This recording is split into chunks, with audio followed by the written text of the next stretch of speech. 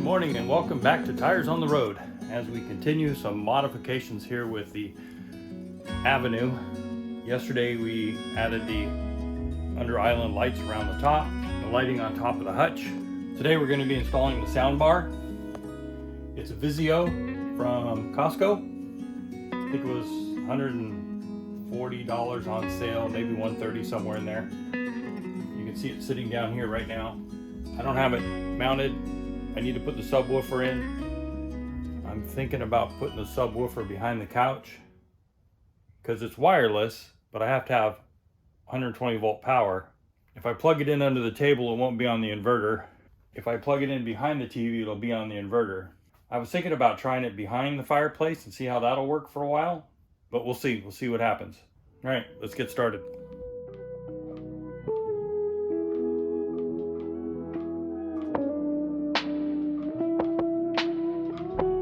Well, if you're ever wondering what it looks like behind your fireplace in the Avenue, here's a quick tour.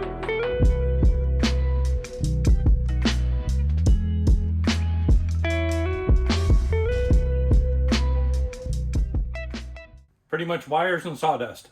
The nice thing about putting the subwoofer in here is that it'll vent through the fireplace, so you'll get the sound vibrations, hopefully. And it's weight behind the axle, which I need because the more weight you put in the rear of the trailer, the less weight there is on the pin box. And I'm going to secure that subwoofer in here, run the power up so it ties into the inverter power. I'd like to put some more heavier things back there. Maybe at some point in the future I will figure out how to make this fireplace hinge open or down so that you can have access to that space back there. You just need to make sure you don't put too much stuff in here to where you exceed the gross weight rating of the trailer. And that means just because you have storage doesn't necessarily mean you have to fill it. You got to keep an eye on that weight rating. And Cat Scale will tell all. All right, let's get into this. This is what it looks like here before the sound bar's put in and before the subwoofer. This is interesting. This stereo has surround sound outlets connected right here. Line out left, line out right, subwoofer, and then rear, right and left. The first thing going in is going to be this power strip with a surge protector in it, because we only have two outlets here. Right now, one is for the TV and the other one is for our Fire Stick. We're going to be adding one more power, which is going to be actually two more powers, the subwoofer and the sound bar. By putting the power strip in, that'll give us a little more capacity. We'll mount that all in there nice and tidy. I'm going to add two grommets. I'm going to put one grommet right here next to the cable so that I can reroute this HDMI cord out this side and be able to bring it in with the bulk of the wires. So everything's on one side. The second one I'm going to add right here. So the power from my strip will come up and plug right into that outlet. So it'll come up here and plug right in there. And then I'll be able to put the remainder of the cord down here. Get you caught up here a little bit. I have the new grommet installed for the HDMI from the stereo going to the TV. It was on the opposite side, but I want all the wires coming out one side. Installed another grommet down here for the power cord and the power strip. Have double-sided tape on there, and it's going to mount up in this corner like so.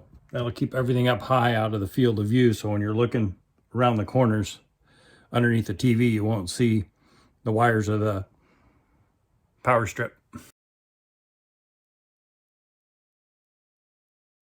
All right, next thing we're going to do is put Velcro on the bottom of the subwoofer on the feet. And then we're going to stick this down behind the fireplace. That'll keep it from walking around underneath there.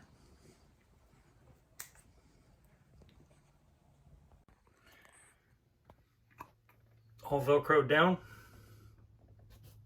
One thing we're going to have to make sure of is that we secure all the wires underneath there and there's nothing touching the walls. Even up through here, that we zip tie them all really good, because the vibration of the base will vibrate those wires and you'll hear the wires vibrating against whatever they're next to. And I hope that the fireplace doesn't shake too much with the base behind it, because that base is going to rattle everything in there. We'll find out. Stay tuned. All right, now to mount the sound bar. Is going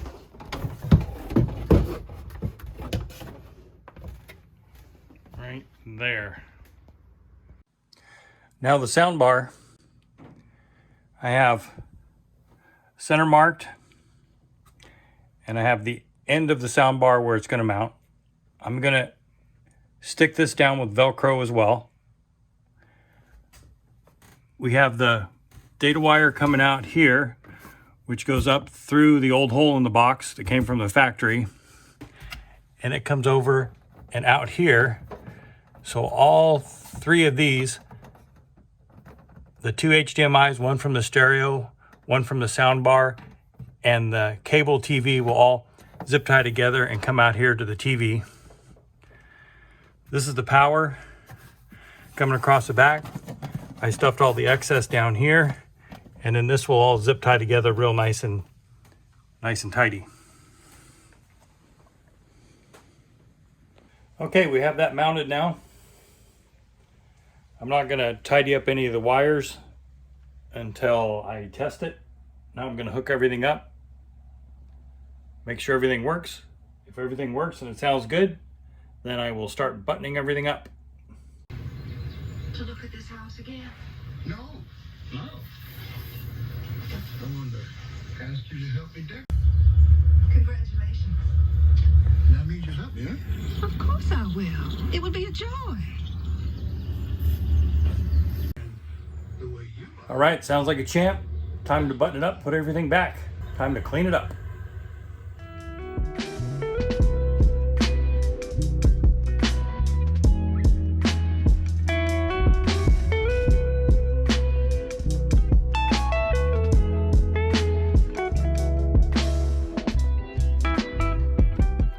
One last thing I'm going to do is this lamp, we love it, and we like to have it on at night with the inverter power.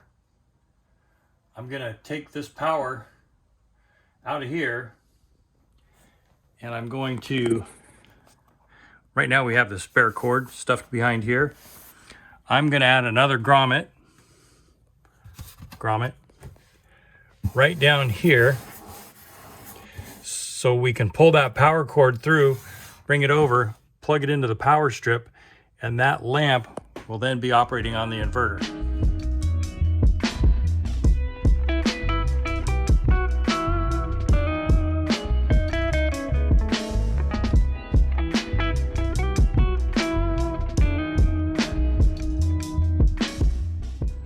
So you're out dry camping and you don't want the electronics pulling all that current when they're just sitting idle, because they do pull power even though they're not on. All we have to do is switch off the power strip, and that'll turn the power off to everything. So we won't have to worry about that little micro draw on our batteries when we're dry camping. Time to reinstall the fireplace. It was a little crooked last time, so hopefully I have enough room without running into the old screw holes to get it installed square with the box. Again, it's one of those things, you're sitting here and you're looking at that and it's not square in the box, and you're like, well, now it's going to be square.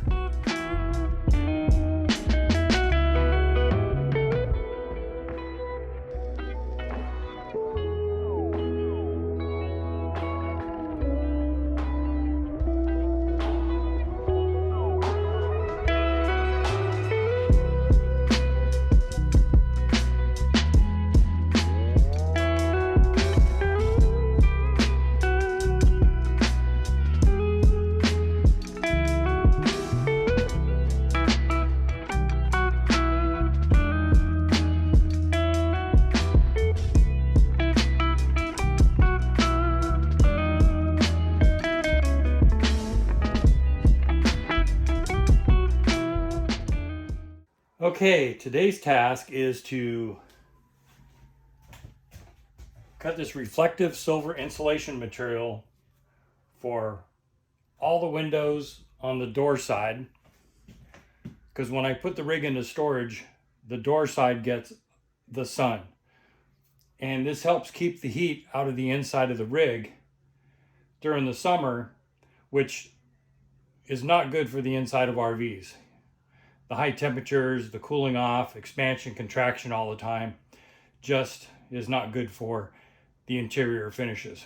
Plus, if we are camping somewhere where it's cold or it's hot, we will put these up for an added layer of insulation, especially in this rig now with all these large windows.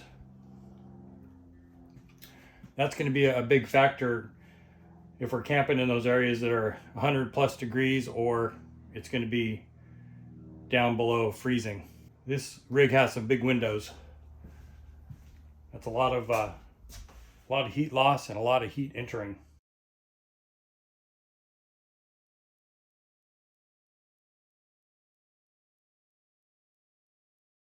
This material that I'm using comes from a roofing contractor. It's used on roofs above the felt paper but below the roofing, and it has a reflective back on both sides with a cellular center to it. Once I install these, I'll get some temperature readings so I can show you what the temperature is on the inside of the rig with this up and on the outside of the rig. Go ahead and make yourself a cardboard template like this.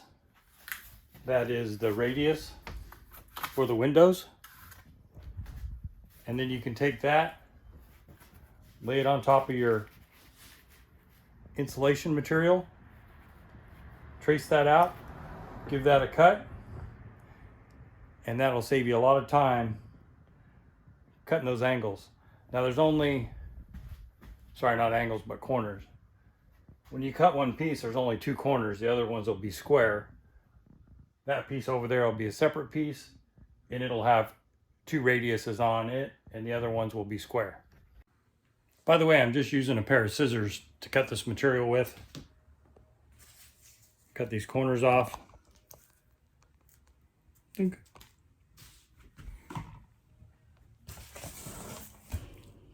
And this one is good to go.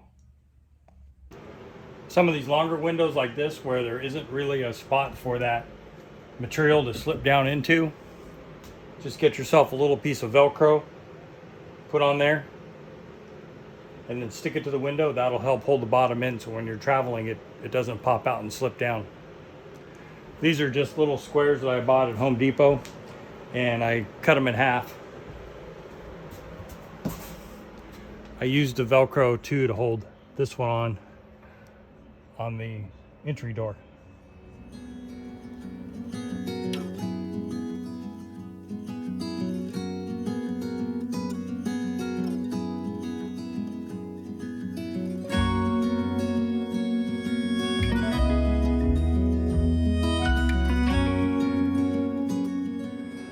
The additional benefits to this is when the blinds are down, you will get sunshine shining through the backside of the blinds, and whatever that sunshine hits will start to degrade, and you'll wind up with funny lines inside your RV where the sun will take a path where that sun shines, and if you don't move it for a while, the sun will actually start etching a different color because the sun rays start bleaching out the material that it's hitting. This way there's no chance of that sun ray coming through the blinds and starting to degrade anything inside your RV. That's why it's important to get the one on the front door that doesn't have a blind on it at all, to make sure no sun comes through that either. Best way to cut this is with a good pair of scissors, using a nice straight edge. Sharpie, get your dimensions on there, make sure everything you're doing is kept square. That way when it goes into the window, it won't be funky or out of square. One other thing I like to do too when I store it is you have the shower and you have the dome on the outside, the skylight. I like putting a cover over that. One, it helps keep the heat out, and two, It also keeps the sun off of it to keep it from turning yellow and just wearing that plastic out. And that's what I'm making here, is a cover. And I made a template right here, which is my corner. Let me see if I can set this up and show you how this will work. So this will be the corner, and it's going to go like this.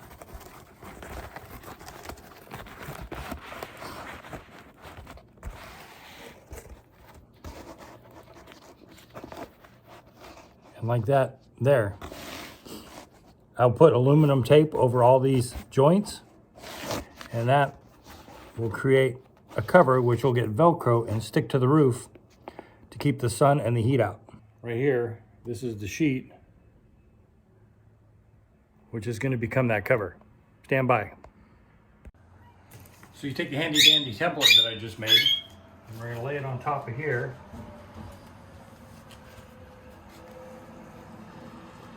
We're going to get everything lined up, and then we're going to trace this out.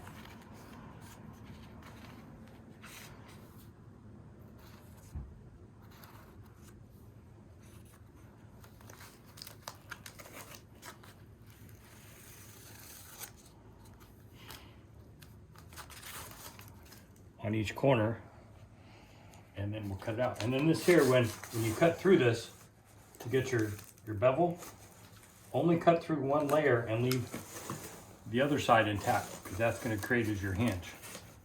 Then we're going to tape over this with aluminum tape.